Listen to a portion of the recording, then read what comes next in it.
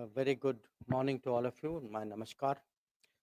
Uh, our ministers of state, our secretaries, and friends of the media. It's really a very great pleasure to talk to all of you today as we mark the completion of 9 years of the Modi government. I think most of you would not dispute that among the many areas where there's been a significant transformation, foreign policy would surely be among them. It's reflected in the country's higher standing, greater influence, bigger footprint, new concepts, and stronger delivery. Now, there are many ways by which one can judge how foreign policy has changed, how it has delivered, where has it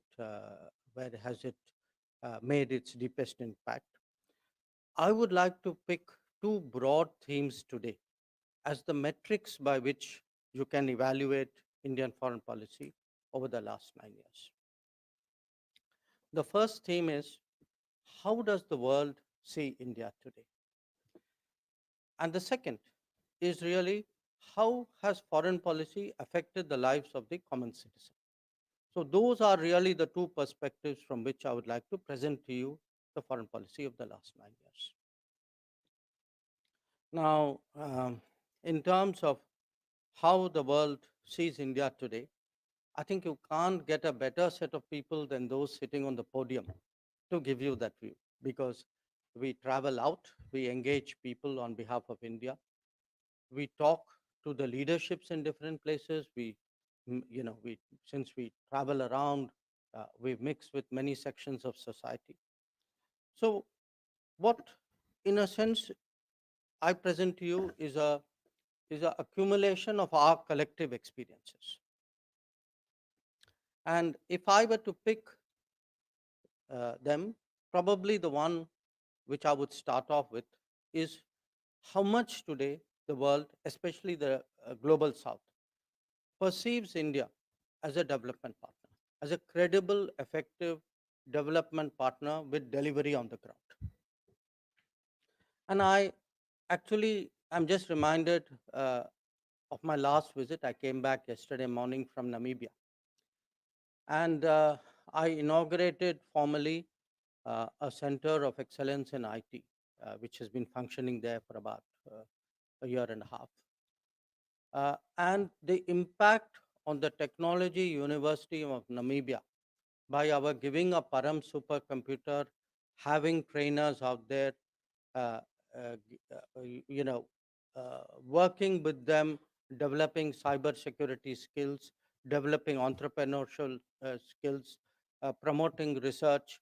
Uh, I cannot describe to you the excitement in the university. Or I look at the trip before that, a very different place and a very different subject. I was in Guyana, and it so happened at that time we were delivering for the first time ever a ferry, a first time ever a ferry that far away to the continent, to the southern, to the western hemisphere, that too in the south. And the ferry had a transformational message for the Guyanese, because it made suddenly the islands and even the coastline far more accessible.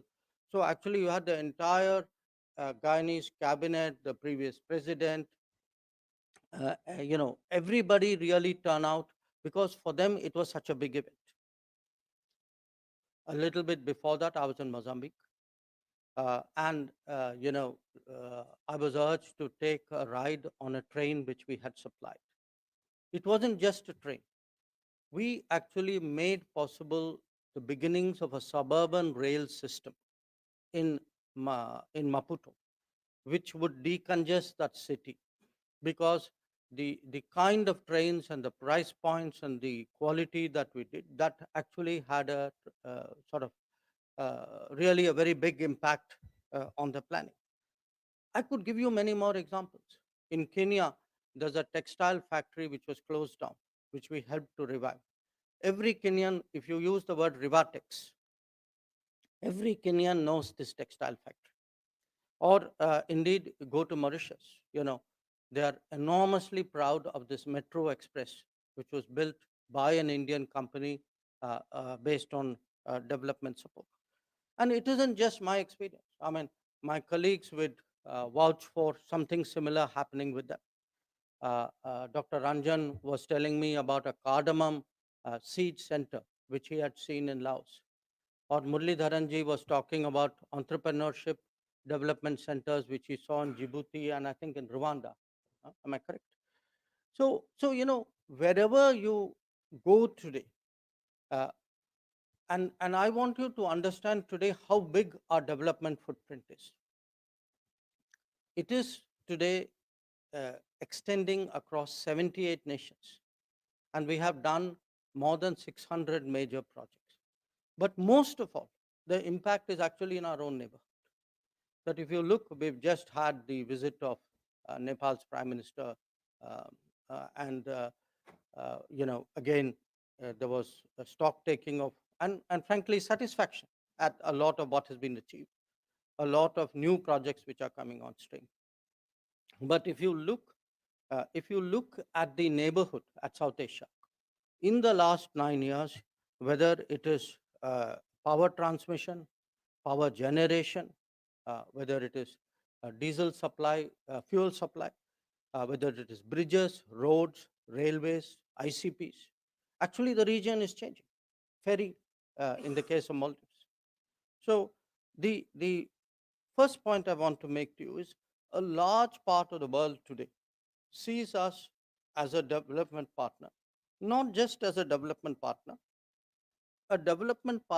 who lives up to what Prime Minister enunciated as the Kampala principles, which is we do with our partners what is their priority. So it is one part of it is the credibility, one part of it is also what is it we are doing. It is something which is important for them. They have determined what it is, or we have mutually determined what it is. And that I think today has very significantly enhanced our strategy. The second uh, image of India today is of an economic collaborator. An economic collaborator, not just with the developing South, but with the global economy. And you can see that in terms of the FDI flows, in terms of the increased exports, in terms of actually this very important conversation taking place in the world today about trusted collaboration. Uh, I was in my last visit to the US, and Foreign Secretary has just come back. He's taken that forward. The American Semiconductor Association told me that, to the best of their knowledge, they employ at least 40,000 engineers in India on chips design alone. And that's just the bit which they know. So the point I want to make here is, apart from development in terms of South-South, there is a larger economic impact we are making, and that is today increasingly recognized. And the third is really as a contributor. And perhaps there cannot be a better example of our contribution than Vaccine Maitri. I mean, even today, you go around the world, actually people get emotional talking about the arrival of vaccines. Uh, the other example I would cite to you is our growing capability and our growing record as a first responder. We initially did more of this in our immediate neighborhood, but I think slowly with the passage of time that has extended beyond, and you saw really how speedy and effective we were in responding to the Turkey earthquake. Now, apart from these, I could cite to you the examples of the International Solar Alliance or the Coalition for Disaster Resilient Infrastructure as examples where we have contributed. But we can also contribute in terms of economic stabilization. And you all saw what happened to Sri Lanka last year and this year. That at a time when much of the world sat on its hands, we actually stepped forward at a very, very crucial time to stabilize the Sri Lankan economy. And today, if it is on the mend, I think a large part of it is due to the fact that we responded in a timely manner. Now, beyond that, I've spoken about the development economic side, the contributions we make. We also bring value. And because we bring value, there is a lot of interest today in partnering with India or getting India to join an organization. So if you look at the last 9 years, you've had the Quad, you had the I2U2, you had the Shanghai, our membership of the Shanghai Cooperation Organization. You've had bilaterally a lot of migration mobility agreements. You had the FIPIC platform. You had the Nordics format.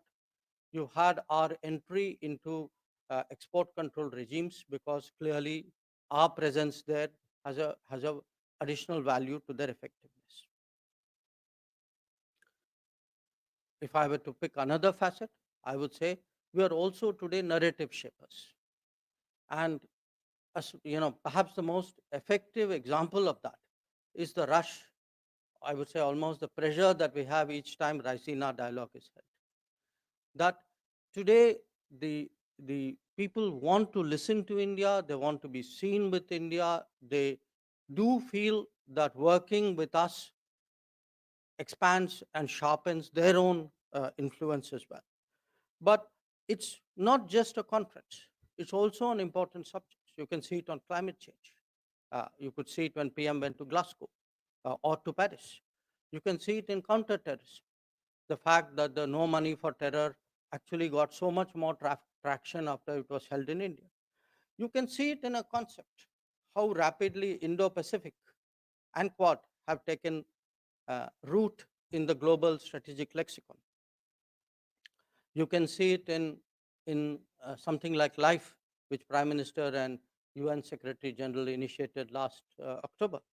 Or you could see it just in culture. In fact, Meenakshi ji was, every time she goes to Central Asia, and she was talking to me about her experience to Uzbekistan, that the impact today we are making, because we are proud of our traditions, others also are feeling that and wanting to absorb that in different ways. And, they celebrate it along with us. Now, that picture which I've put to you obviously has to be underpinned by politics. And here, I think the last few years, if anything, have only underlined India's credentials, India's standing, India's DNA, I would say almost, as an independent force. Now, you're all aware of the debates in the last year about Ukraine and various ramifications.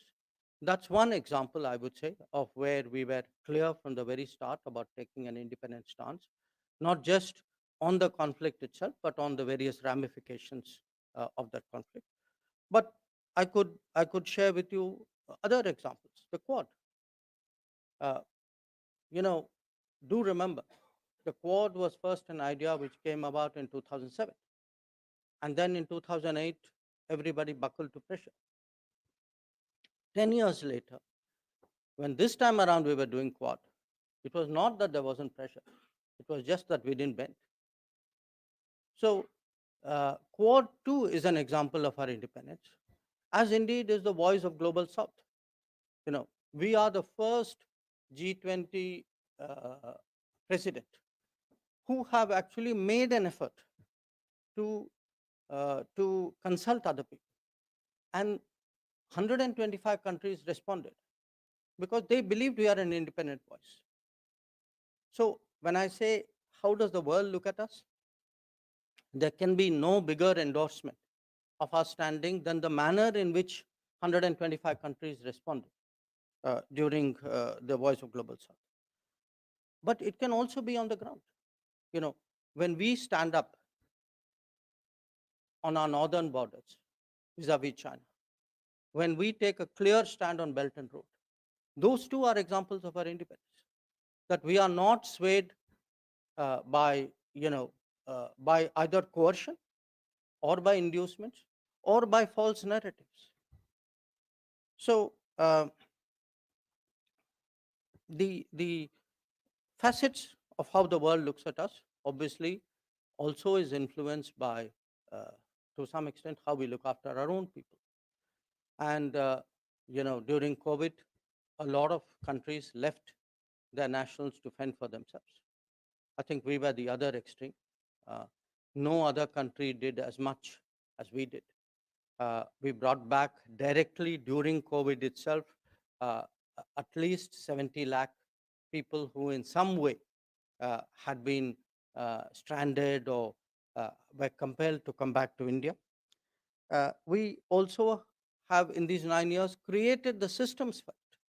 So there are systems for people to come back, but there are also systems to support them when they are abroad. So if Indians are in distress, uh, the the Indian Community Welfare Fund, the expansion of it and the repurposing of it, I think, was very, very useful during this COVID. And of course, most of all, you have seen these repeated operations. I mean, somehow it has happened from 2014. Almost every year, I mean, it's a reflection of the state of the world, that almost every year we have had to undertake some operation somewhere.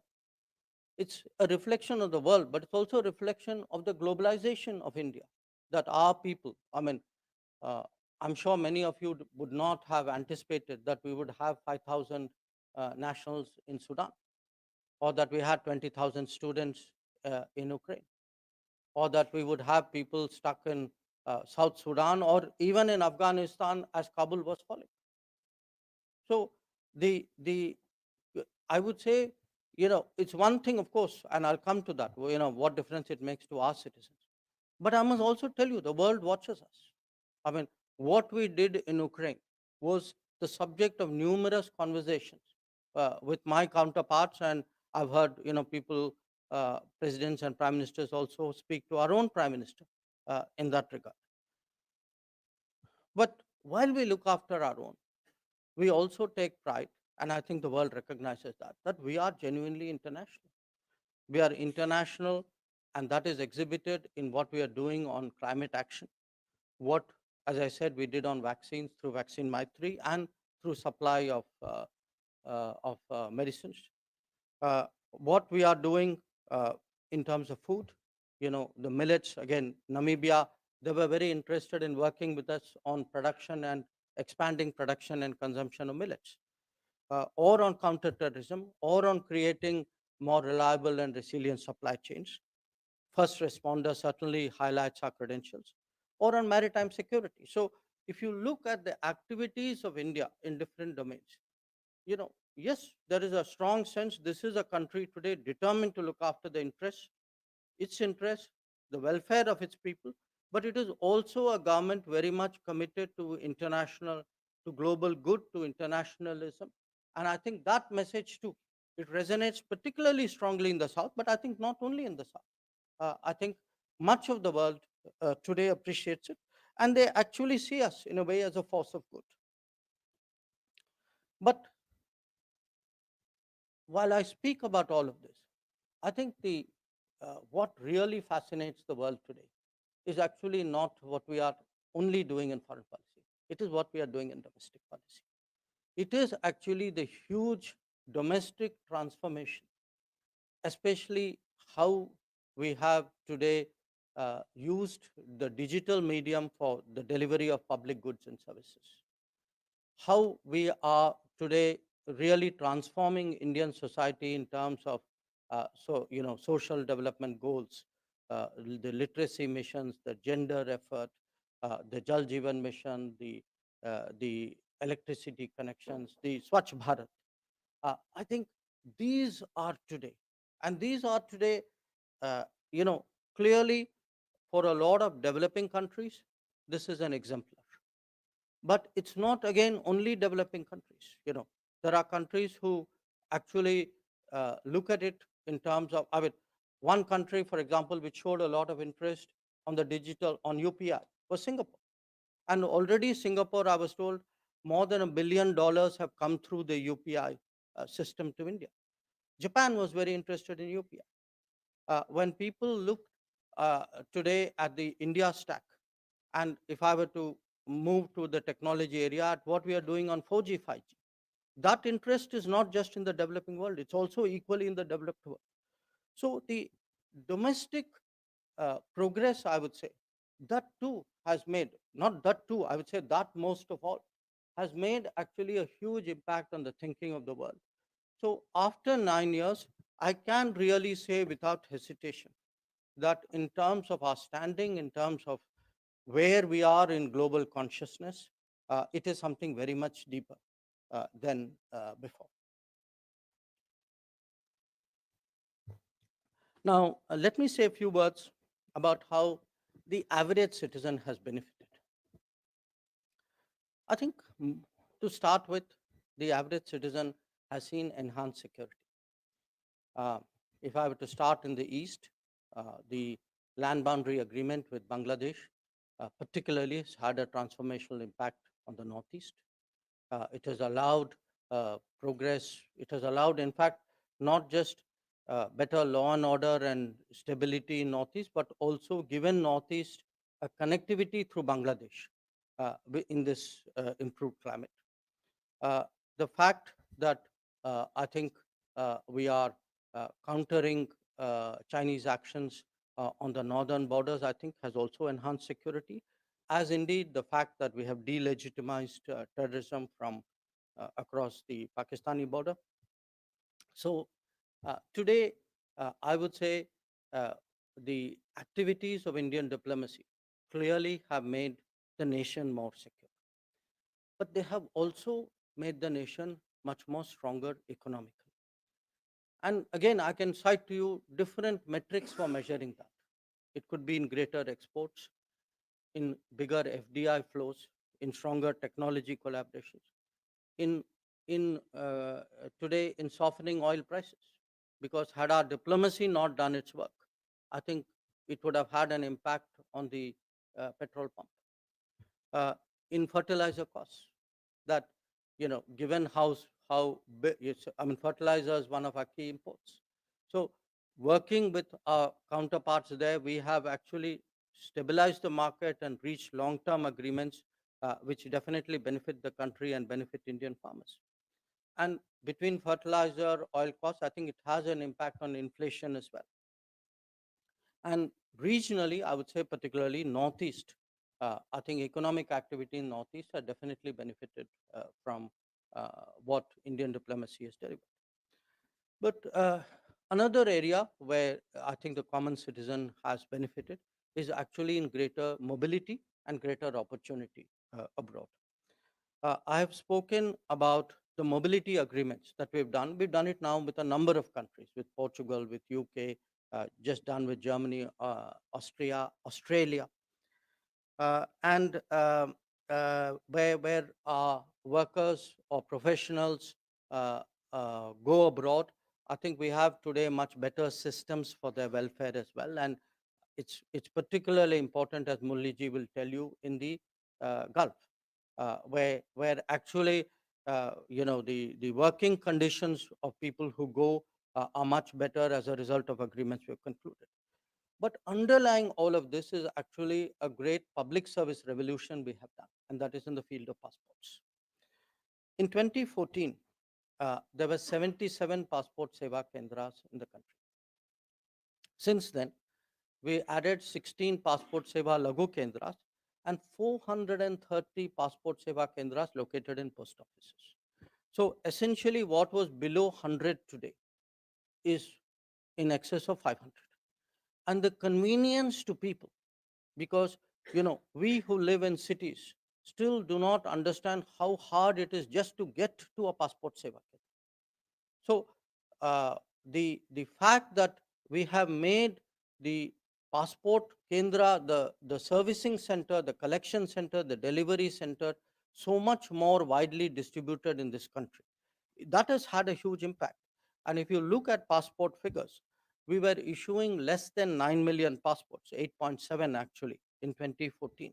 Today, we are issuing more than 14 million passports. And one of the only reason we are doing 14 is that we have to ramp up the capability, and actually the faster we process it, we are very confident this demand will keep going up.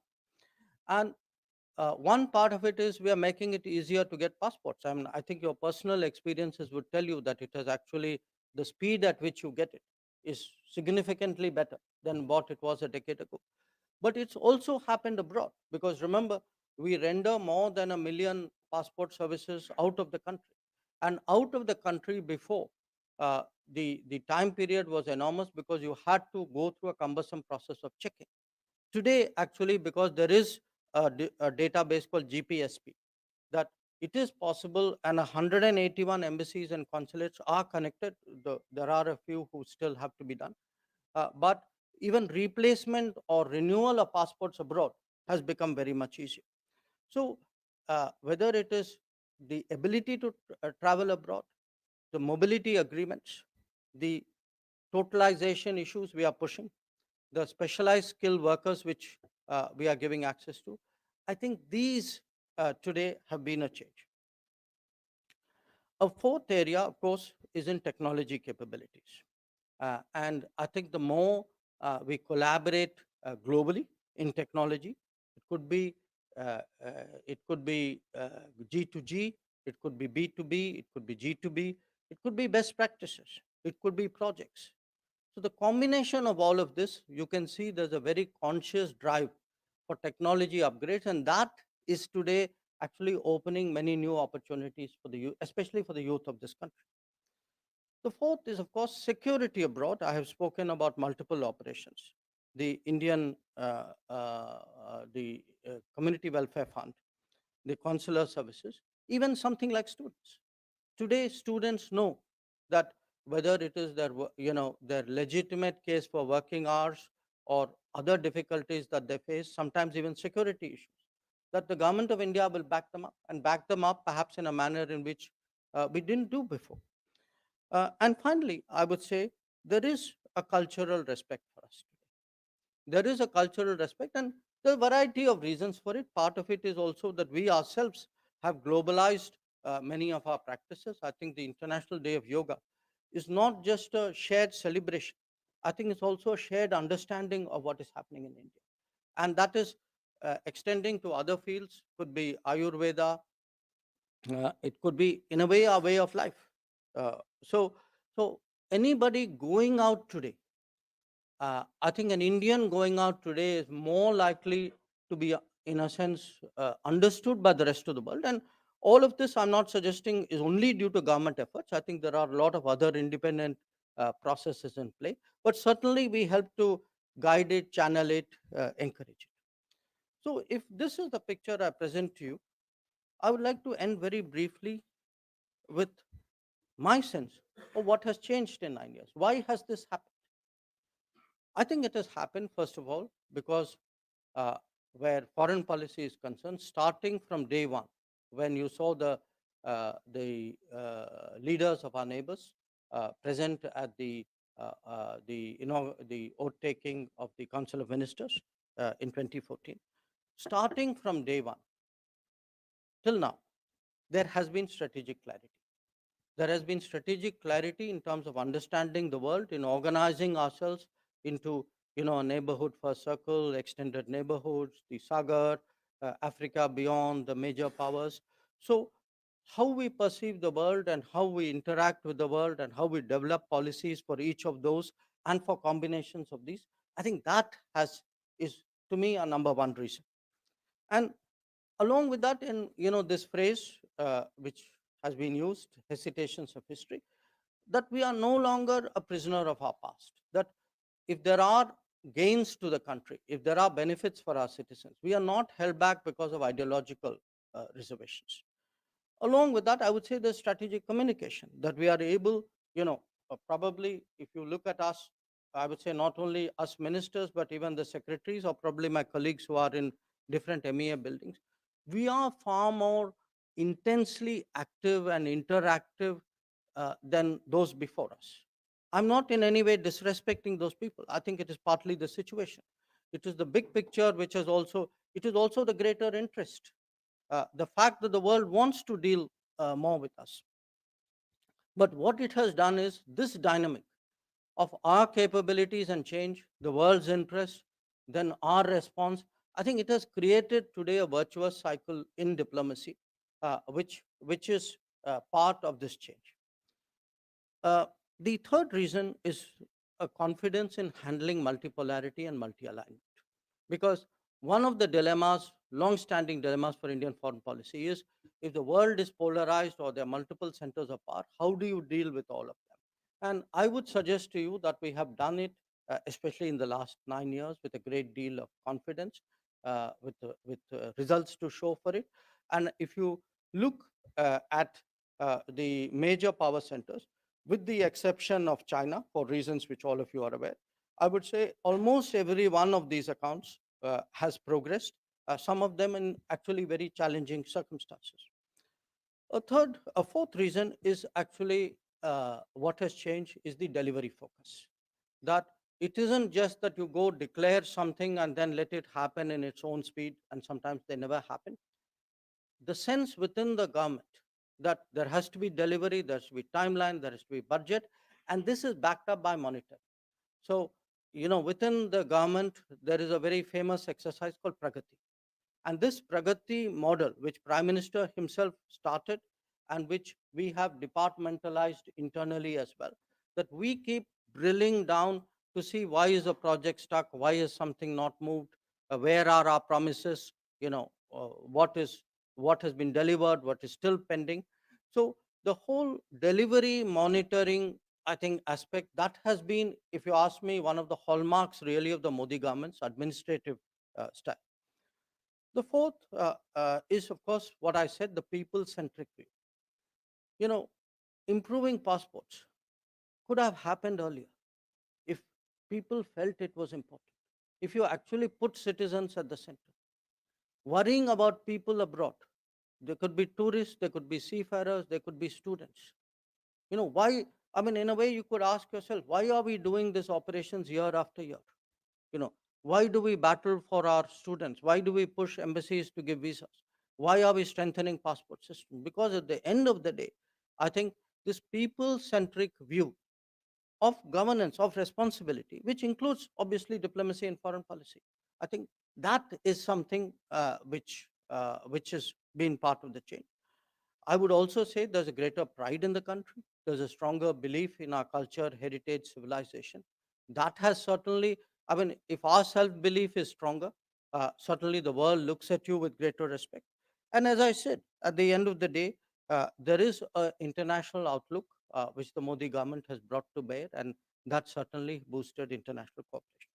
So the picture, and I'd conclude with that, the picture that I really present to you is at home a much greater, I would say, sensitivity to people's needs, a conscious effort to associate them with foreign policy. And you can see that most of all in the manner in which we are marking the G20 presidency, the Jan Bhagidari approach, which is quite unique in our diplomatic annals. I think in many ways reflects the Modi government's approach. But you can see it abroad.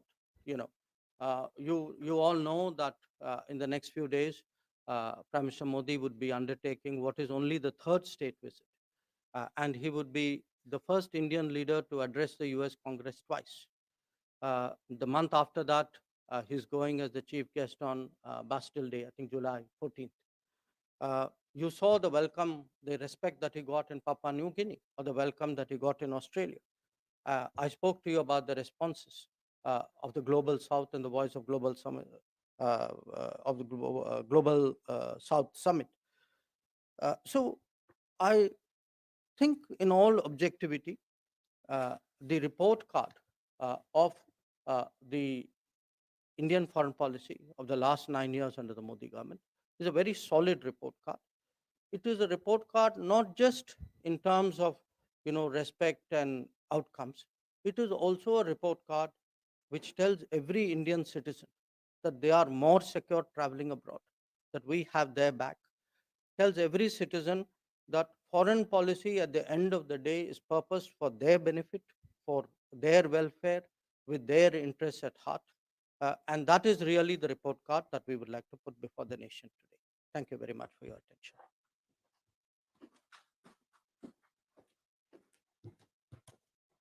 Thank you very much, sir. Before we take questions, let me let out the ground rules. Because of time constraints, we'll only take one question per person. I see lots of hands. Patience, please. Please introduce yourself as well as the organization that you represent, and we'll take questions in groups of three. Maybe I'll start with the lady there. Okay. Yeah, go ahead. Yes, go ahead. Uh, Good morning. This is Yeshi Seli from the New Indian Express. So the fate of 700 Indian students studying in Canada is under limbo, and they are probably going to be deported on on June the 13th. Is there something that the government is likely to do? And in addition, there was this procession which was taken out in Brampton yesterday, where they were glorifying the assassination of late Prime Minister Indira Gandhi. So is there anything that May I also request to limit to one question per person? But anyway, yeah, okay, yeah, please. मैं sir ब्रह्म प्रकाश दुबे हूँ मंत्री जी ब्रह्म प्रकाश दुबे हूँ जी news से मेरा सवाल ये है कि आपने 9 साल का रिपोर्ट कार्ड बताया लेकिन राहुल गांधी हाल ही में ब्रिटेन गए अमेरिका गए वो कह रहे हैं भारत में सारी लोकतांत्रिक संस्थाएं नष्ट हो रही हैं भारत में क्या क्या लोकतंत्र नष्ट हो रहा है तो इससे विदेश मंत्रालय को विदेशों में समझाने में चुनौती बढ़ गई है कि आपको लगता है राहुल गांधी को वहाँ कोई सीरियस नहीं लेता थैंक Yeah, yeah. आपको yeah, go ahead. Abhishek. Sir, this is Abhishek Kapoor from Republic TV. Since you will be taking some questions from the United States, Kurt Campbell, senior White House official, said India-US relationship is going to see escape velocity getting in between the two. And since you mentioned it, I'm just taking this, if you can take this question. You mentioned, except for China, we have done well everywhere else. If you could elaborate. So, more questions or perhaps hand over three? Yeah, three, sir. We'll leave it there.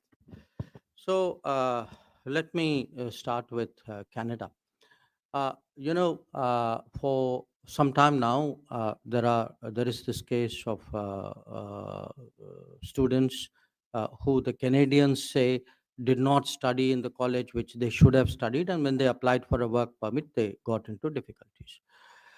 From the very start, we, meaning the foreign ministry here, as well as the our High Commission and the consulates in Canada, have taken up their case. And our point is that, look, the students studied in good faith. If there were people who misled them, the culpable parties should be acted against. It is unfair to punish a student who undertook their education in good faith. The latest report that I got, in fact, only this morning, was that I think yesterday the Canadian Prime Minister also kind of made a statement in the House of Commons there, and the minister also tweeted something, and they have also been talking to our High Commission out there.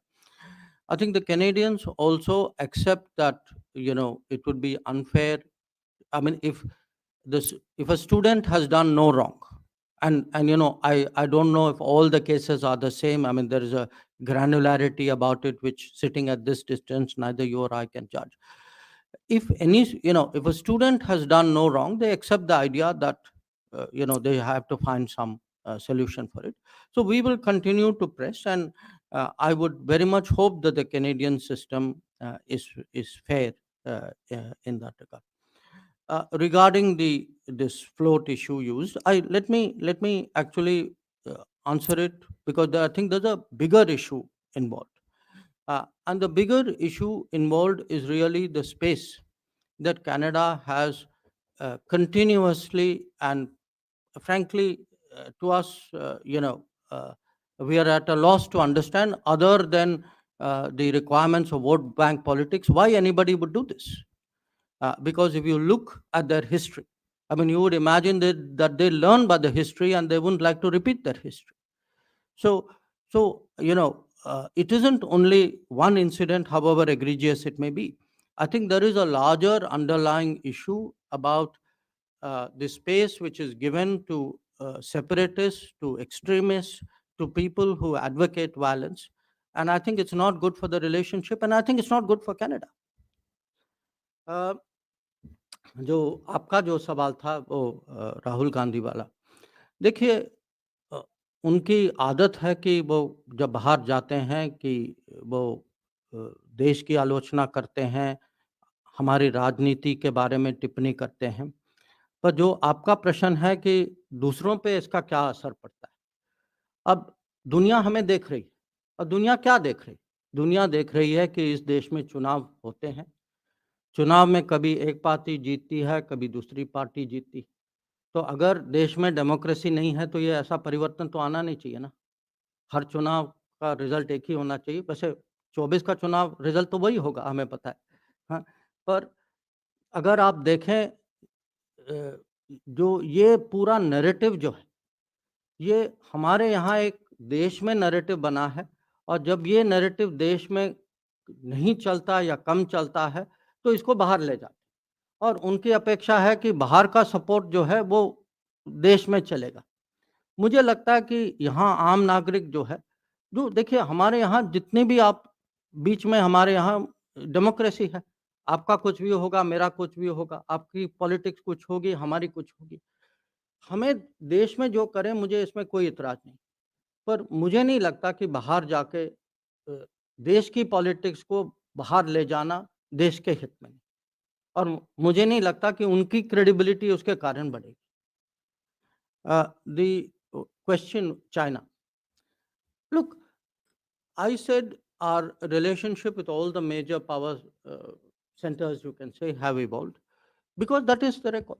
I mean, you look at the US, look at Russia, even in these, with all these challenges, look at UK, France, look at EU, Germany, Japan, or if you take regions, Gulf, uh, ASEAN, each one of these have advanced. And why have they advanced? They didn't advance by gravity and by nature. They advanced because people worked very hard.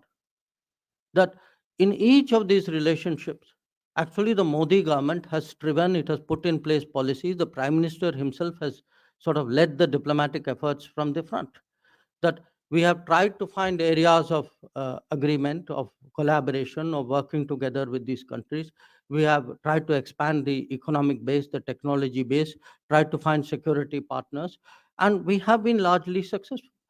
Now, why the exception? Well, in a sense, that answer can only be given by China because China consciously, for some reason, chose in 2020 to, breaking agreements to move forces to the border areas and, seek to coerce us. So I think, it's been made very clear to them that until there is peace and tranquility in the border areas, our relationship cannot progress. So that is the obstacle which is holding that back. Thank you, sir. Um, sir मैं मनीष झा हूँ TV9 Bharatvarsh से। Sir इधर sir मेरा सवाल ये है कि रूस यूक्रेन युद्ध में इंडिया का स्टैंड और आपके जो स्टेटमेंट हैं वो बहुत सारे जो दूसरे देश हैं उनके डिप्लोमेट्स ने भी काफ़ी सराहा, उन लोगों ने भी काफ़ी अप्रिशिएट किया कि आपने जिस तरह से स्टैंड लिया, चाहे वो यूरोपियन प्लेटफॉर्म पर भी। लेकिन सबसे बड़ी चिंता ये है कि इस युद्ध की वजह से चाइना का बहुत ज़्यादा रूस के साथ रिलेशन स्ट्रांग हो गया है। कल ही उसके आर्मर्ड व्हीकल रूस में दिखाई दिए हैं, इससे पहले ड्रोन वगैरह आ रहे थे, इकोनॉमी में काफ़ी इन्वॉल्वमेंट हो गई है। तो वैसे स्थिति में आपको नहीं लगता है कि कल के दिन में भारत और रूस का रिलेशन पर प्रभाव पड़ेगा, खास करके तब जब हम क्वाड में भी उतना ही एक्टिव हैं? तो कैसे इसको आप न्यूट्रलाइज करेंगे? Pranay? Thank you.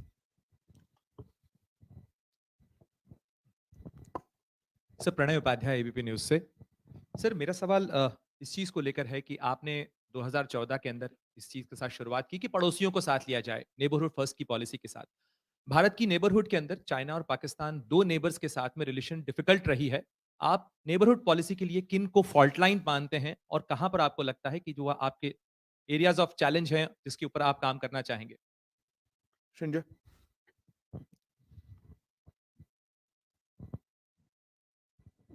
Sir, times now. You spoke about the northern border. You mentioned what happened in 2020. You said that unless there is a change from Beijing's side, you cannot, unless there is peace and tranquility, the relationship cannot move forward. But as of now, what do you see happening in the sense? Do you see any kind of meetings between strategic representatives? Do you see any attempt by China at de-escalation? which comes after disengagement. There are two little bits of disengagement still left. What is the future, sir?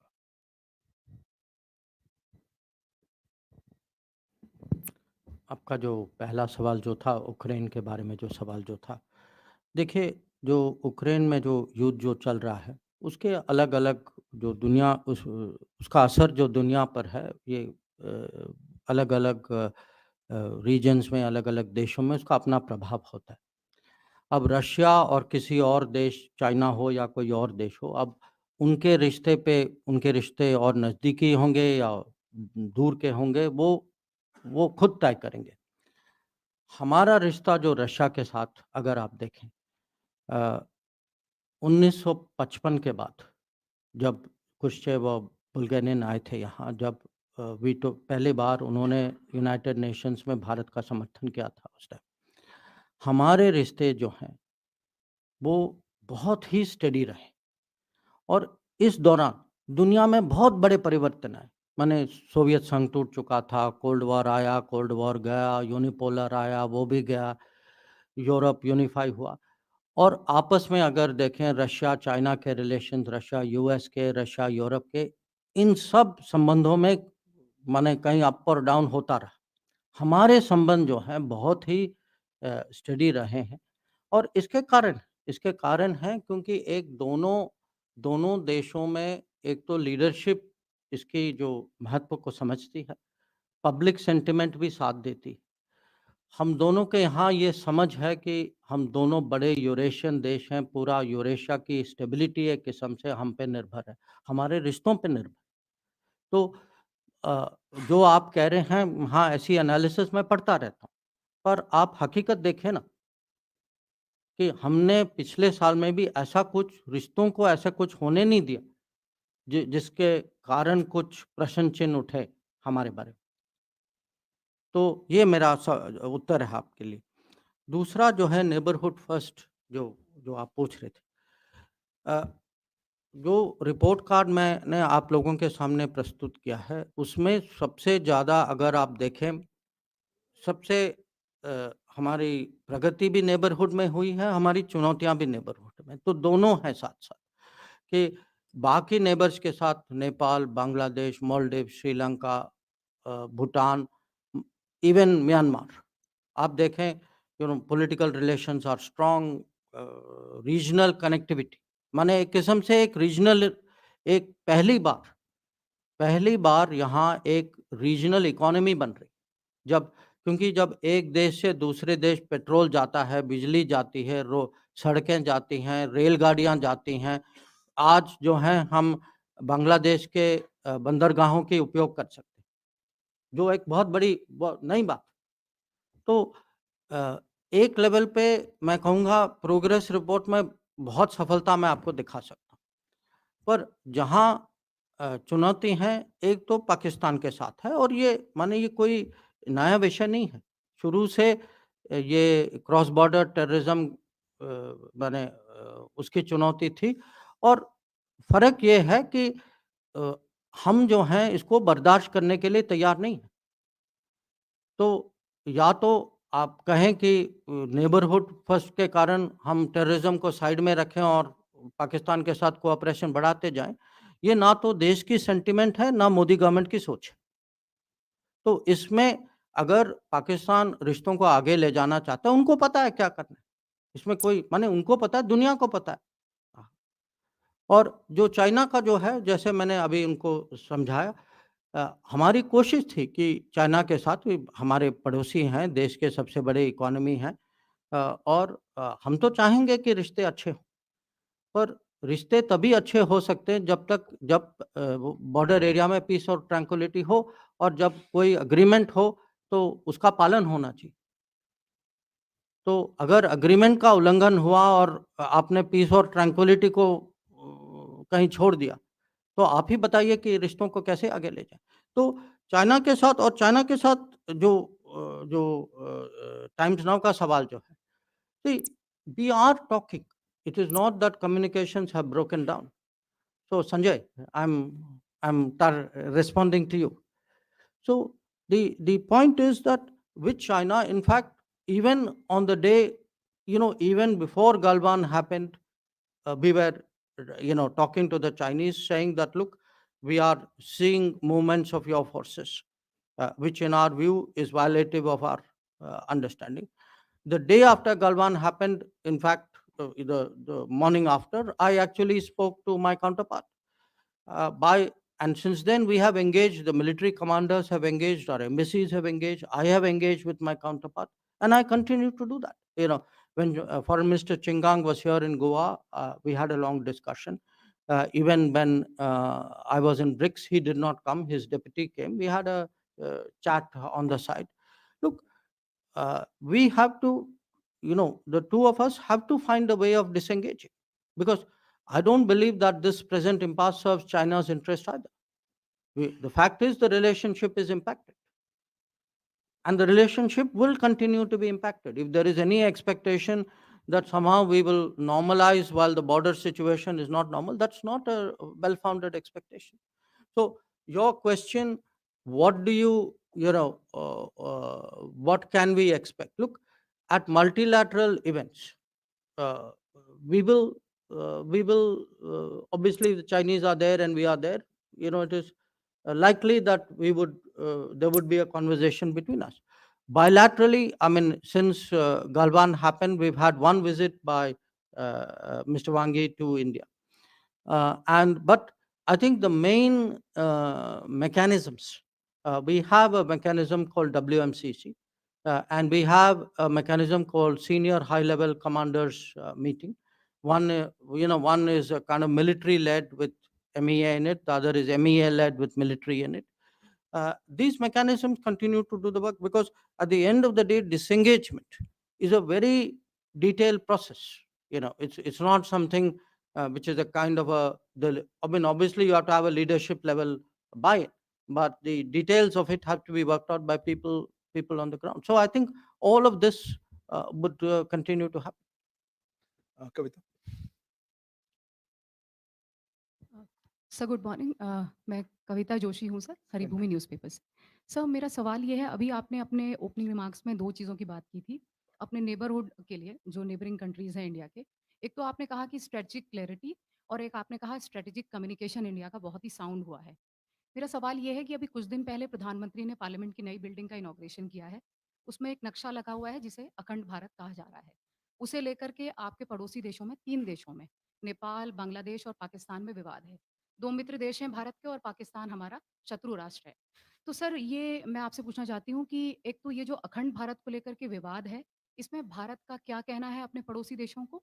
और जैसे कि कल नेपाल के प्रधानमंत्री ने वहाँ की parliament में ये कहा है कि मैंने ये मुद्दा अपनी भारत यात्रा के दौरान उठाया था, जिसके जवाब में मुझे भारतीय पक्ष ने ये कहा है कि ये राजनीतिक नक्शा नहीं है, ये सांस्कृतिक नक्शा है। तो ये जवाब आपका केवल अपने मित्र राष्ट्रों के लिए है, जैसे नेपाल और बांग्लादेश? क्योंकि इसमें पीओके का भी हिस्सा है और पीओके को लेकर के भारत का जो स्टैंड है, वो बहुत ही अलग स्टैंड रहा है। हम हमेशा ही ये कहते रहे हैं कि पीओके अवैध कब्ज़ा है पाकिस्तान का और भारत उसको अधिकार क्षेत्र में कभी भी लेगा। तो ये जो आपका जो एक तो ये क्लैरिटी करें कि जवाब आपका यही है कि ये छोटा रखें जरा सांस्कृतिक या क्वेश्चन, राजनीतिक है, और अपना पीओके को स्पीच। लेकर पाकिस्तान को लेकर क्या संदेश है? Smita, go ahead. Mr.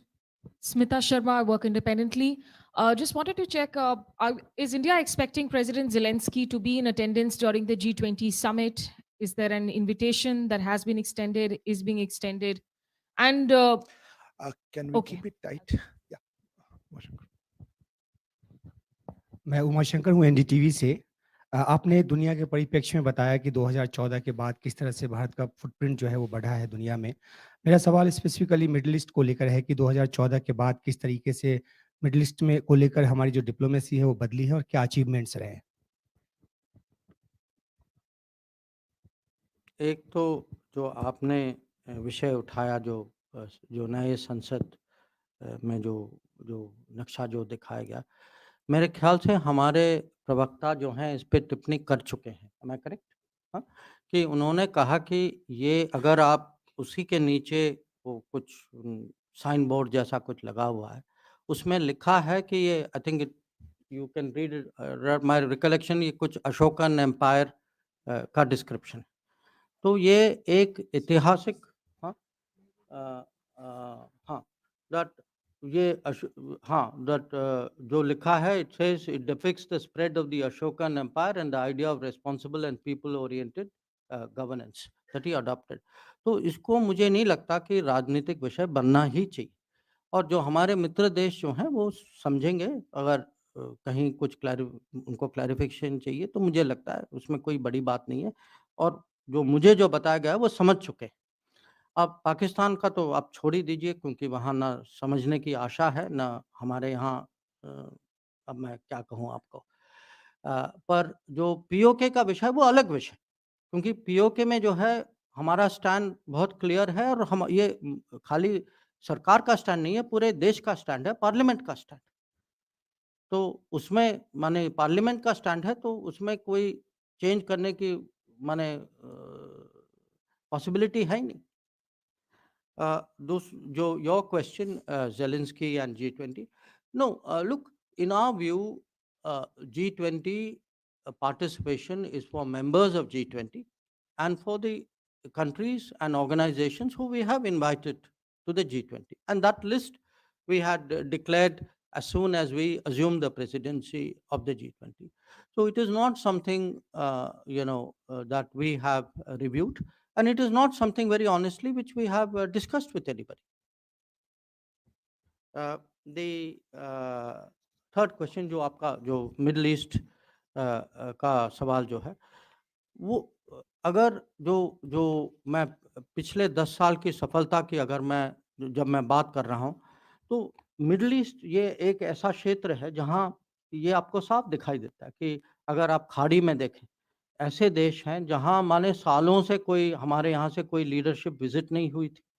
हाँ, और जो हमने हमारे लिए एक किस्म से हमारे लोग वहाँ सर्विस करने लिए जाते थे, और वहाँ से हम लोग पेट्रोल खरीदते थे, तेल खरीदते थे।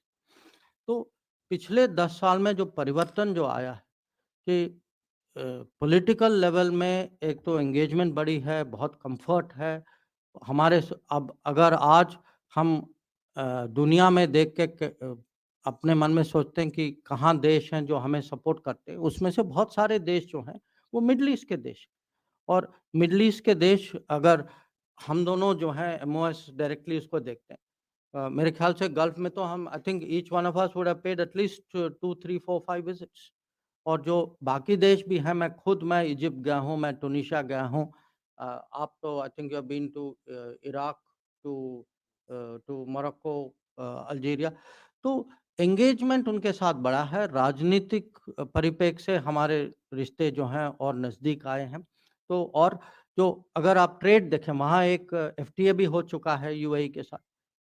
व्यापार भी इस समय में पिछले 10 साल में काफ़ी बढ़ा है। तो मैं कहूँगा हर दृष्टिकोण से ये ज़रूर ये एरिया जो है हमारे लिए एक किस्म से डिप्लोमेसी, सक्सेसफुल डिप्लोमेसी का एक उदाहरण है। Sachin. Good morning. This is Sachin from the Times of India. Yeah, Minister, I just want to draw your attention to this press conference which was done by former Prime Minister Manmohan Singh, I think in early 2014. And he was asked a question about what was his biggest achievement as a Prime Minister. So he said that the end of the nuclear apartheid in the form of the nuclear deal with against India in the form of the nuclear deal with the US was his best moment as Prime Minister. So I was just wondering if you would like to pinpoint something, as Prime Minister Modi's own best moment or the government's own best moment or a standout achievement in terms of foreign policy. And just as a follow-up to that, since we've already listed all the achievements, which are quite impressive, I just want to ask you if there's any regret or disappointment about something that you could have achieved and it did not happen in the past nine years. For example, India's Before bid I- to become a membership, before to I- get a membership of the Nuclear Suppliers Group. I mean, we are here to hear The fact that it did not happen. not the I journalist, told perhaps. Smita one question, you asked 5. So, Two. Madhurendra, I think you are please. Thank you. Yeah. Madhurendra. Sir मैं Madhurendra news nation से मेरा सवाल LAC को ही लेकर है। आज से 1 हफ्ते बाद गलवान की घटना के 3 साल पूरे हो रहे हैं। पिछले 3 सालों से अगर देखा जाए तो एक बड़ा विवाद और नैरेटिव के तौर पे पब्लिक माइंडसेट में रहा है कि क्या चीन ने हमारी ज़मीन पर कब्जा किया है या नहीं किया है। उस पे मैं चाहूँगा आपका स्पष्टीकरण, ये जानते हुए कि 2 पॉइंट पे डिसएग्रीमेंट हुआ है, 2 पॉइंट पर अभी नेगोशिएशंस चल रहे हैं। और एक छोटा दूसरा सवाल ये नहीं, है बिल्कुल नहीं, सॉरी। कि पब्लिक आदित्य, आउटरीच आज से नो, शुरू हो रहा है आपका, अपॉलजीज़। तो क्या 5 उपलब्धियों को लेकर नहीं पब्लिक के यार, बीच आप आप ऐसा जा ना रहे हैं? करो, आपका टाइम अगर खुद आप कम कर एक रहे सवाल हो। से ज़्यादा भी पूछेंगे, मैं एक ही का या उत्तर आदित्य। दूँगा। Mr. Jaishankar, Aditya Raj call from TV9 Network. In the last 9 years, we've seen a paradigm shift in Kashmir policy of the government of India. We've seen Article 370 abrogation and a lot of steps. Recently concluded successful G20 event. How do you see this? How do you see this? And do you think this is a turning point on how the global community and the international diaspora and several others, especially the West, sees Kashmir from a different lens? Because you just spoke about changing narratives and India actually shaping the narratives. So how important is this If you visit? could keep it short. Okay. Yeah, Thank thank you. you so much. Good. So let me start with Sachin. Look, uh, you said that Dr. Manmohan Singh at the end of his tenure uh, said what he said. Prime Minister Modi has a long way to go in his tenure. So I'm sure as and when that arises, he will say what he has to say, but I don't think that's going to happen anytime soon. Uh, uh, but if you were to ask me, at this point of time, 9 years into Modi government, what are all the changes? I think in a way I tried to project that. I mean, I tried to project, frankly, a more self-assured country with a lot of changes happening, which is contributing more, which is caring more for its own people, people at home and people abroad, and which is communicating all of this very effectively with the rest of the world. So it isn't a single account and a single achievement in a way. I think there's been really very broad progress across multiple fields. And on, even though you should not have asked the second question, but on Security Council, I look, you all know where is the resistance from, but I would say one change which has happened is, if you today ask, more and more countries today accept the need for reform, and frankly feel if there's one country which should be there, it is India. I think even in this process, as a potential candidate, our credibility has gone up in this period. जो आपका जो गलवान वाला सवाल है, देखिए, जो position जो है ये बहुत कॉम्प्लिकेटेड है, क्योंकि हमारी फौज भी, एक तो मैं आपको समझाना चाहता हूँ कि नॉर्मली जो है फौज जो, वो बिल्कुल एलएसी पे डिप्लॉय नहीं होती, वो अपने कैंप पे डिप्लॉय होते हैं, कैंप से आगे बढ़ते हैं। जो 2020 के बाद जो चेंज हुआ है, क्योंकि टेंशन तनाव के कारण दोनों साइड ने फॉरवर्ड डिप्लॉयमेंट की, और ये फॉरवर्ड डिप्लॉयमेंट, ये मुद्दा जो है, हमें इसको रिजॉल्व करना है। तो ये जो जो जिस तरीके से आपने ये प्रश्न पूछा कि ज़मीन का है या नहीं है, वो इश्यू नहीं है, इश्यू फॉरवर्ड डिप्लॉयमेंट का है कि दोनों लोग बहुत एक दूसरे के बहुत नज़दीक फॉरवर्ड डिप्लॉयमेंट कर रहे हैं, और उसके कारण ये तनाव माने कहीं हिंसा की तरफ जा सकता है, जैसे आपने गलवान में देखा था। जो आपका सवाल जो है 300 अनुच्छेद 370 वाला, on Kashmir, you know, first of all, I do think that what was done in 2019 was a very, very crucial step and a long awaited step for national security. Because in a way, we can, I mean, it's a long story, and you know this better than me, why 370 was kept beyond what was supposed to be its shelf life. But the bottom line was, I'm now giving you a kind of a diplomatic perspective. The whole world used it against us. They saw it as a point of vulnerability. They saw it as something they should keep pressing and keep using and keep turning as a way of keeping India off balance. Now, if we don't get it right, how do you expect the world to get it right? So, for us, the first thing was to remediate at home. And that is what we did in 2019. Now, once you sorted it out at home, then the question was, how then does the world react to it? Now, even when 370 happened, and fact was, in 2019, we had to actually, when I speak about strategic communication, as a foreign ministry, as a minister myself at that time, we spent a lot of time getting people to understand what it was about. And our biggest problem was a lot of, frankly, false narratives of propaganda, much of which originated in our own country. So we had to deal with that, and I think we dealt with it.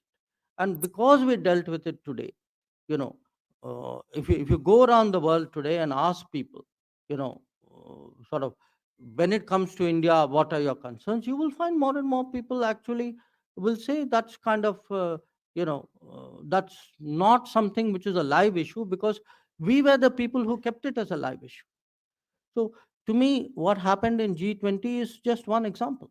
But I would like to see, quite honestly, more investment there, more foreign tourists there. I see no reason why uh, Jammu and Kashmir should be denied the benefits not only of development but of globalization that the rest of India has experienced. I think it is their right, and I think we should promote that very strongly. Huma. Right here.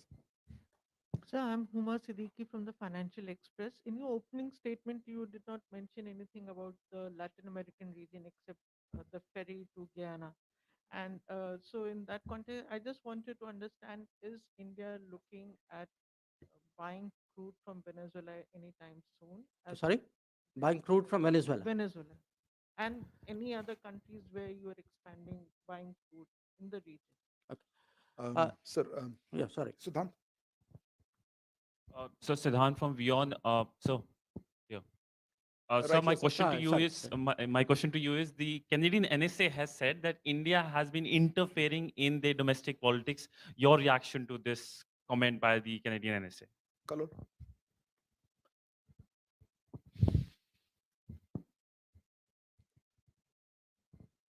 Kalol from the Hindu, sir. Sir, one of your first policies, one of the first policies of the Modi government was the Act East policy. Today, we see what's happening in Manipur. Do you think the developments in Manipur have basically negatively impacted that policy? So, Latin America.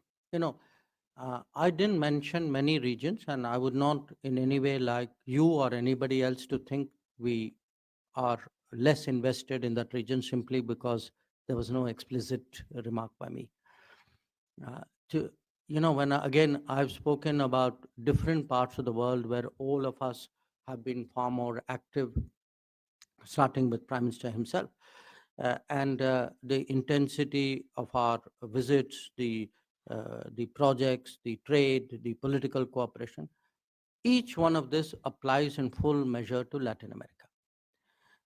I myself have done 2 trips, one where I did Brazil, Paraguay, Argentina, one which I did Colombia, Guyana, Panama, and Dominican Republic.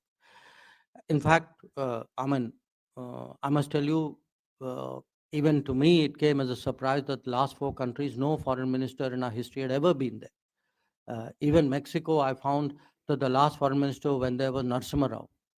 So there have been big gaps in our engagement with other regions, and to be very frank, it affects our credibility.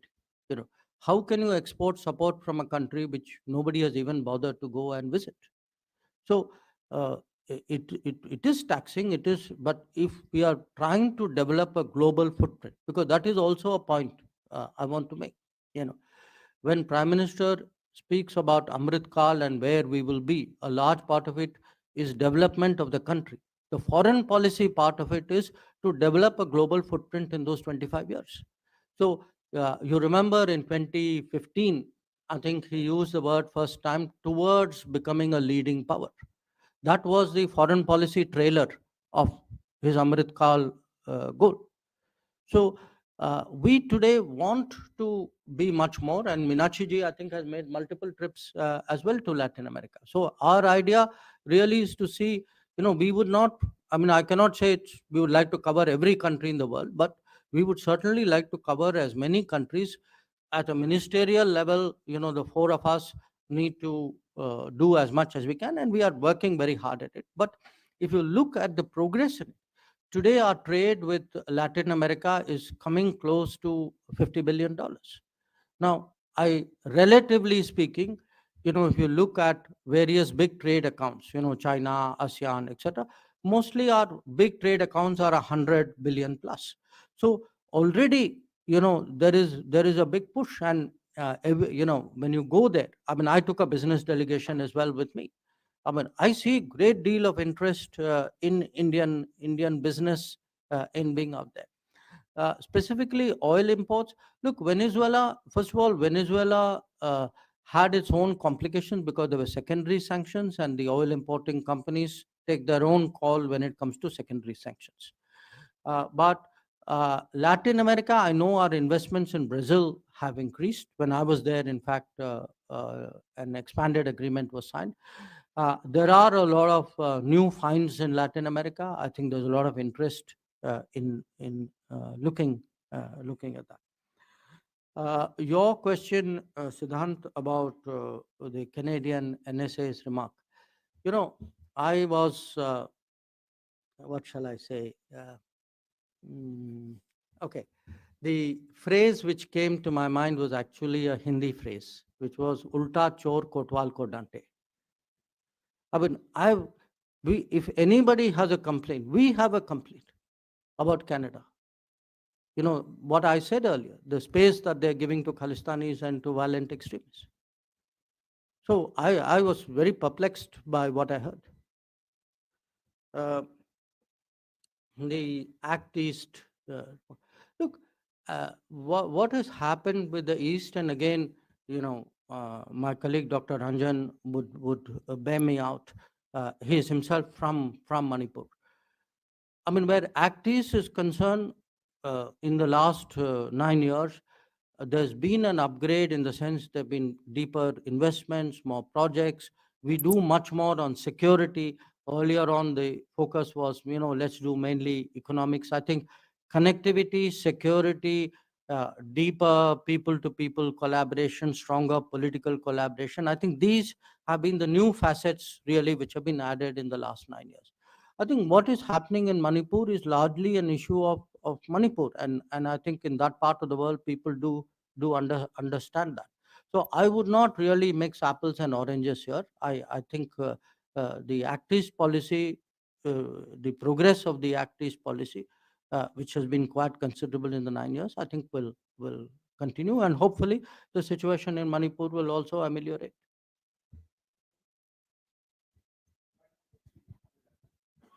Sorry, microphone's next to you. No, yes, please. Hi, sir. Rishikesh from the Press Trust of India. So my question is, over the issue of extradition of people indulged in financial fraud or in terrorism, we haven't seen much success in past 4 years.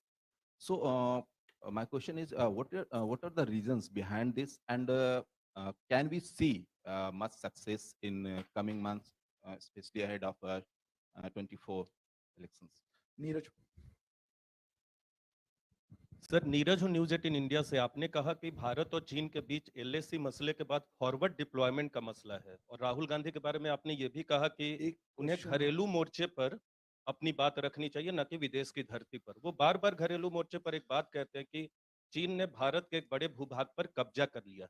पिछले 9 साल में अगर forward deployment issue को छोड़ दे, तो उसके अलावा आप कह सकते हैं कि चीन ने भारत की जमीन पर कब्जा नहीं किया है, या फिर राहुल गांधी निराधार बयान दे रहे हैं। Manush. So this is Manas Pratim from PTI Press Trust of India. Sir, India's relations with United States and Russia, we have seen a significant upswing in the last few years, actually, notwithstanding the current geopolitical turmoil as well as big power competitions. So how do you characterize this? And going forward, do you think, in fact, if the conflict between West and Asia or the overall conflict, great power competition widens, such an approach sustainable, sir? So, and one would just added question is that, I mean, in the BRICS Cape Town declaration, it was mentioned that, I mean, the countries are looking for a mediation proposal. So would you like to just... Mediation? It's a different question. Yeah. Sorry.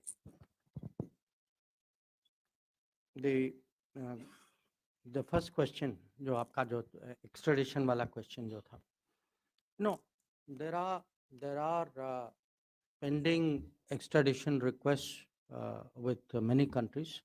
There can be financial fraud, there can be terrorism, there can be crimes of various kinds.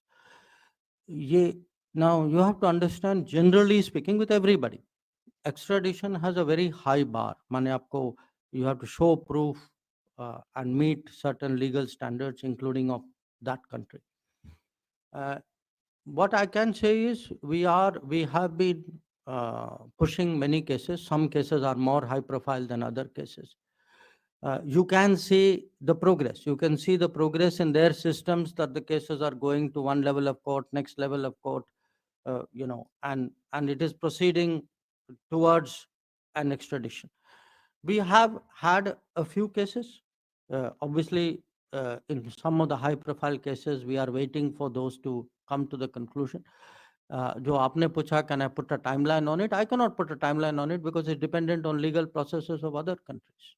But what I can say is we will spare no effort in this direction. And, again, a lot of this extradition is rooted through, because the actual extradition process, the documents, etc., are all done by us. I mean, it's obviously the concerned agency or the ministry here, but MEA is very much involved in it, and we are giving it our fullest effort.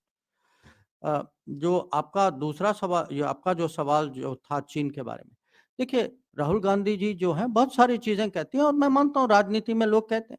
अब उन्होंने ये भी कहा कि देखिए वो पंगोंग त्सो में पुल बना है।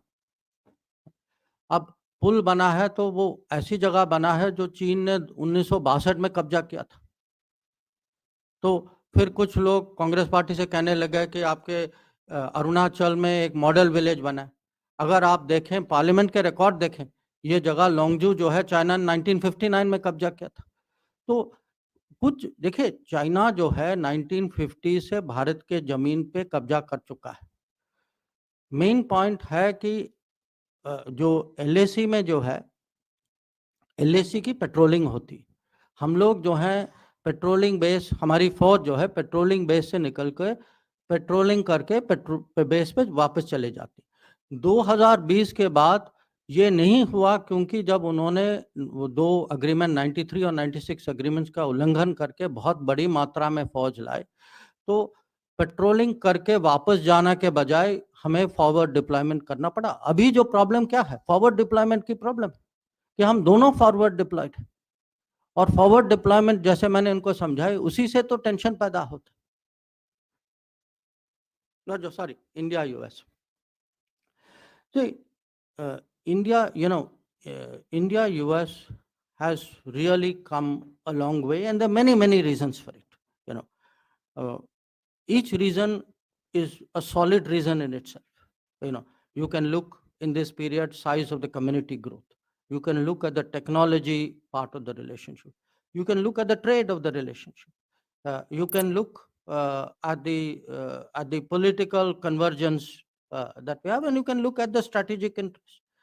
So I think there's a very compelling case for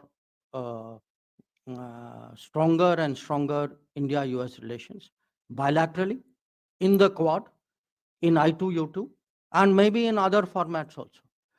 Now, we are, in this business, we all know each other. We all know what the interests of our countries are, what their relationship with other countries are. I take all that into account.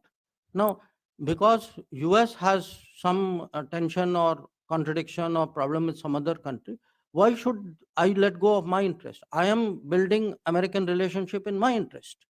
If they have a problem with somebody else, they have a problem. In fact, who knows, maybe sometimes the problem may even help me to advance my interest. So, Naveen. Hello, sir. Naveen Kapoor from ANI. Sir, can you give us a sense of status of India-Afghanistan relations? Any kind of, beginning of engagement, minimal engagement with them? Can you just throw a light on that? Maha.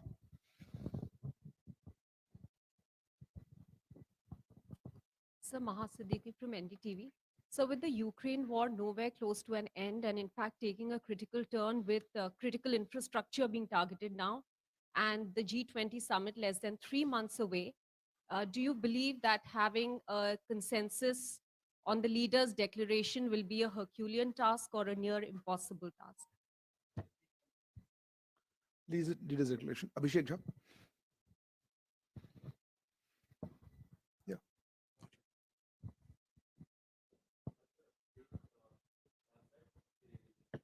Microphone's not clean. Closer, please. Okay. So Abhishek Jha from CNN News 18. My question is regarding Congress leader Rahul Gandhi's recent visit to USA. He is reportedly visited White House and he has had a meeting also with somebody. In which capacity Rahul Gandhi is met people in White House and also Skim, no? and also was MEA aware of his upcoming visit to White House? So.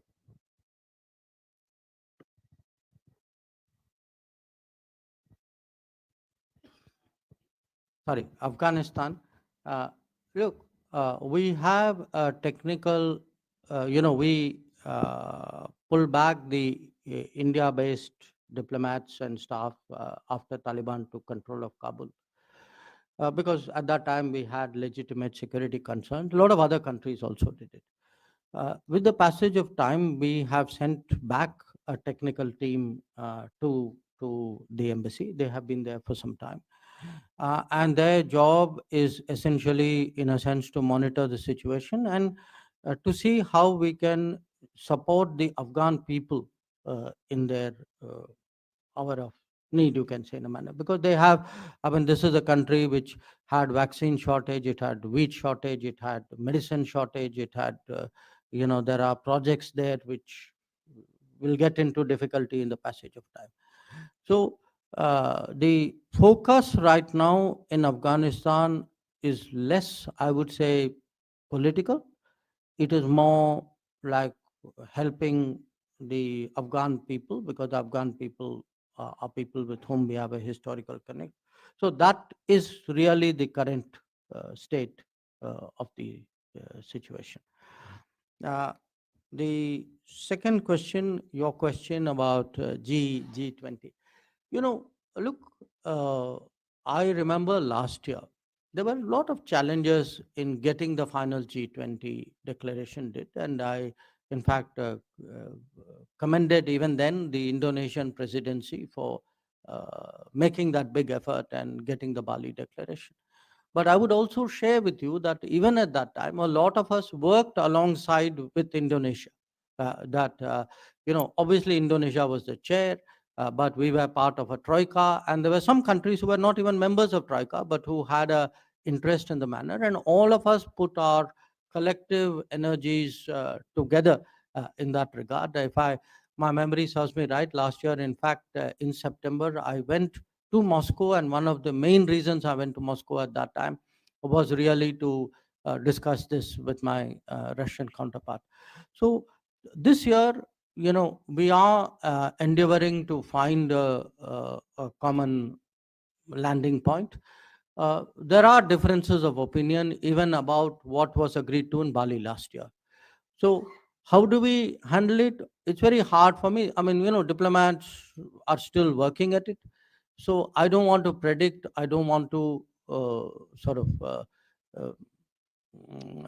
in a way, give too much details. I mean, I accept your point that it's a challenge, but diplomacy is a business for optimistic people. So so I think it's something that we would look at. And that last question which you asked, I can't believe you're serious, but I mean, look, if Rahul Gandhi goes somewhere, I mean, that is Rahul Gandhi's call. So, why would I have a sort of to get involved in it at all? So I don't even know, frankly, what he did or what he didn't do in respect of what you said. Please. Afternoon, sir. Rishabh from Times Now. So enough of Rahul Gandhi US visit. Our Prime Minister is visiting. Thank you very much. Prime Minister is visiting US next week, coming weeks. What will be on table? And is Prime Minister also visiting any other country around US visit? Swazan. So Hasani Heather from The Hindu. I wanted to ask External Affairs Minister on the subject of Kulbhushan Jadhav, a former naval commander who is in prison in Pakistan, as well as the former naval officers in prison in Qatar. The question really is, it's been a year since nearly a year since the Qatar incident happened. It's been several years since Kulbhushan Jadhav remains in prison in Pakistan. Has the government given up on diplomatic options in order to have these Indians brought home safely? I refer not just to discussions at high levels, but also to creative options we've seen in the past in the Cold War between the US and Russia, for example, of exchange of prisoners. Thank you. Yeah, please. I know there are lots of hands, but I'm sorry, we have limited time. Hi, sir. I'm Siddhant from CNN News 18. So my question is regarding the recent US Congressional Committee report, which deals with China-related issues. And the report recommends strengthening NATO plus by including India. I want to know your position. So the first question was Prime Minister's visit. What are your expectations? My sense is that you will get usually a prime ministerial visit is an occasion really for both countries to focus on, of course, intensifying the relationship or the cooperation. And if there are the tendency is normally to pick a few issues and focus, prioritize on them. Foreign Secretary has just come back yesterday night from US, and he held some discussions there. In the coming days, we are expecting some visitors, incoming visitors from the US as well. So we are working, in that direction. Now, what eventually comes out, and that's really one tough to predict. And even if I could, I'll spoil your fun if I did that. So I think I'll hold it till then.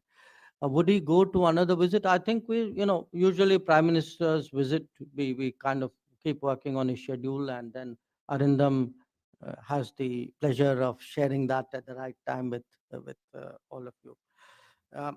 So, Asuni, your question about Kulbhushan Yadav and the Qatar case, they're very different cases, first of all. I mean, in the case of Kulbhushan Yadav, our view was that he was kidnapped by the Pakistanis, and he's been held in violation of a judgment of the ICJ. So I think the law is very clear, and we have to now see how to take that forward. The Qatar case is different. My understanding is that and there have been 3 hearings so far. I think a 4th one is due sometime later this month. Even the full nature of the charges are not entirely clear to us. But what we are doing is we are giving the strongest possible support to the concerned people, including their legal representation, because we believe that their rights should be fully protected. And in a situation like this, I think they are entitled to strongest possible support.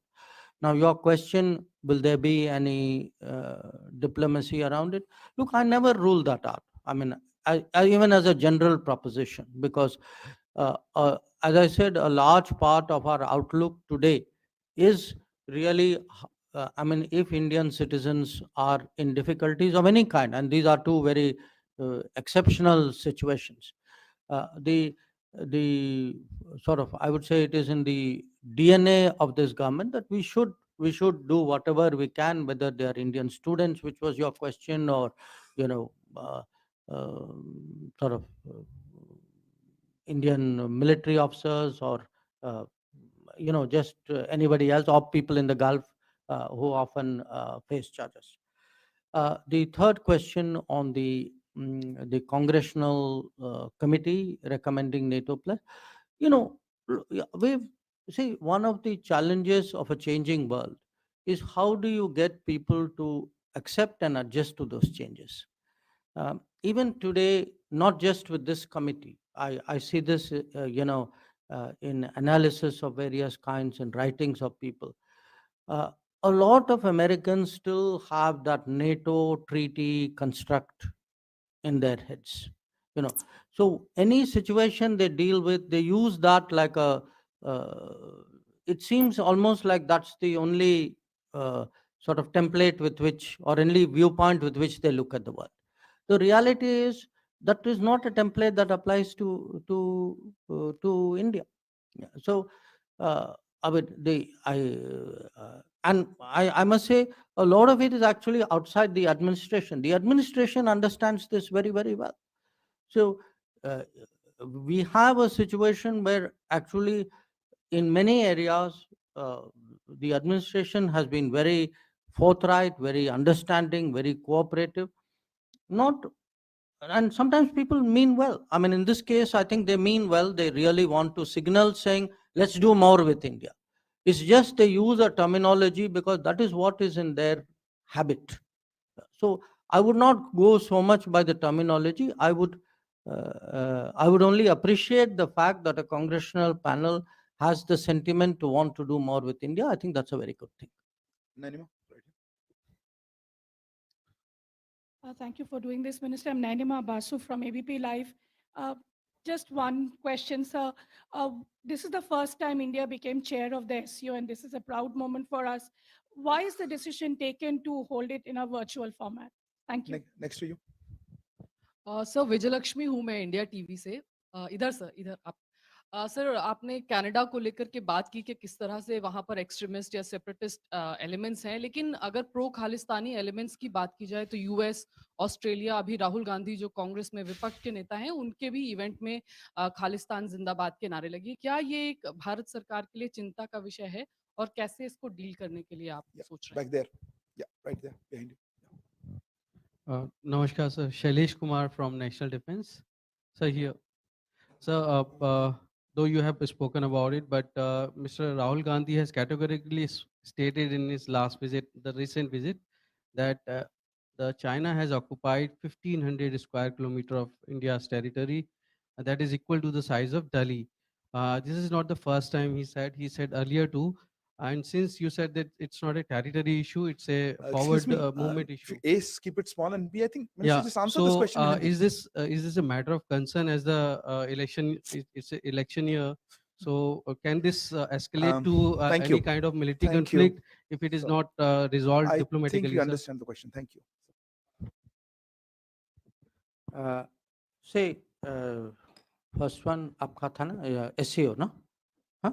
Look, I don't think, today in this day and age, whether you do a virtual meeting or a physical meeting, I don't think one is considered as necessarily less or more than the other. I think it's a call you take depending on who's coming, what is your situation. There are a lot of factors which go into it.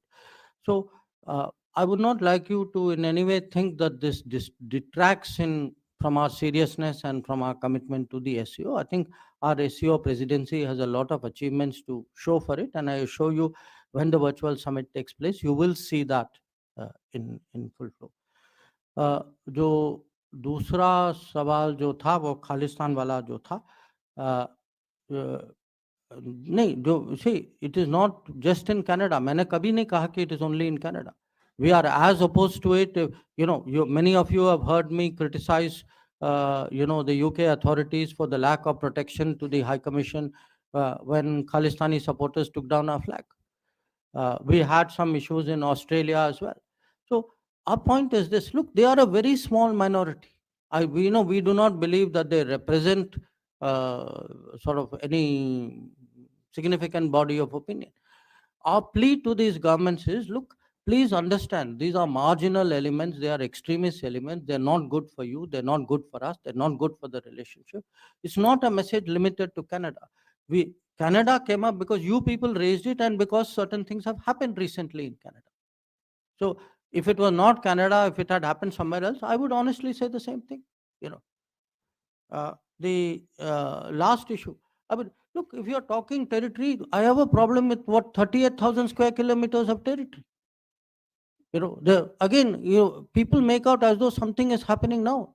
I mean, it has been happening for a period of time, and we need to focus on what our border infrastructure is. How do we deploy our military? How do we maintain that deployment out there? And a lot of our forward deployment problems are because border was so badly neglected. I mean, I don't want to go into those famous statements that our best defense is neglect of the border so that other people can't come forward. But the result was our own troops were very severely, I would say, disadvantaged when they had to respond. And today, if you look, the average border infrastructure budget till 2014 was less than 4,000 crores. Today it is 14,000 crores.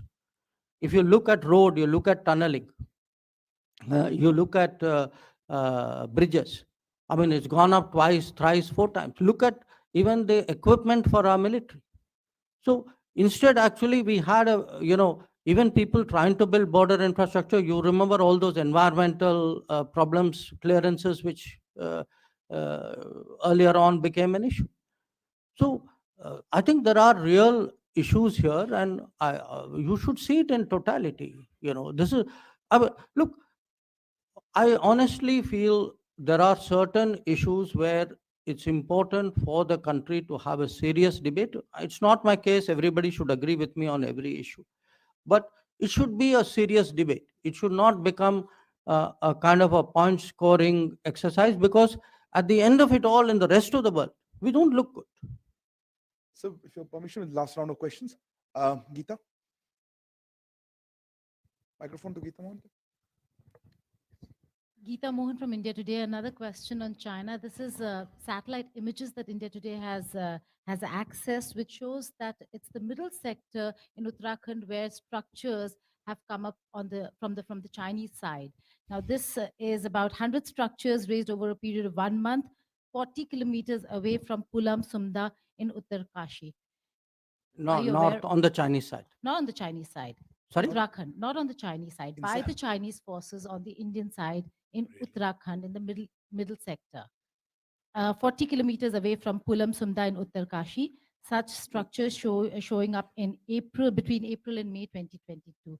Are you aware of these structures that have come up, and what's your response? Yeah, here, please. I don't know. Sir, Ramananda Sangupta. It can be breached without anybody crossing your border. So what does the rise of India mean, and how do we rise? And as I said, the challenge which Prime Minister has posed to all of us is, imagine Amrit Kal, next 20. Yes, there are continuing conversations on semiconductor. It's not just a question of agreements and how do you upgrade the agreements. There are many aspects of it. There are export control aspects of it. There are business aspects of it. At the end of the day, remember, it's not the government which is going to build the semiconductor industry. It is a business, and the business has to be enabled. It has to have the access, the technology access to do that. And those are bits and pieces really on which we are working. But, I'm linking it to my previous answer. Today, trusted collaboration is one of the important areas of our foreign policy, especially with North America, US specifically, and with European Union and with Japan. It's also, by the way, a very important part of what the Quad is doing. So thank you very much, sir. You've been extremely and particularly generous with your time, sir. I think we've had more than 30 questions. I can't imagine an occasion where we've had that opportunity, sir. Also, my grateful thanks to Honorable Minister of State, Shri